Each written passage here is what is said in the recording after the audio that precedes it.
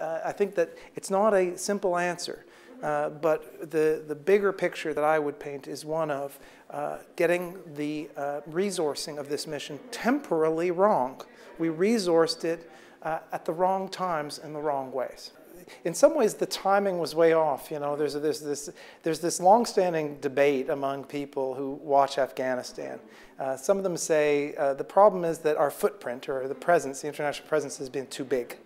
And other people say, you know, the problem is the international presence was too small to start with, and the footprint was too small.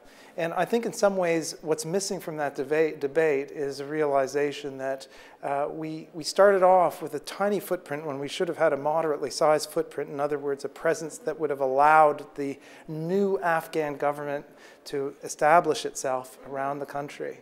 But we started off with a tiny presence that wasn't capable of helping Hamid Karzai.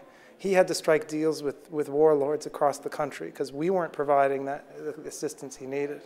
And then years later, when it became clear that the insurgency was very strong and strengthening, and when Afghans themselves, ordinary Afghans, had started to lose their hope in both Karzai and us, that's when we ramped up.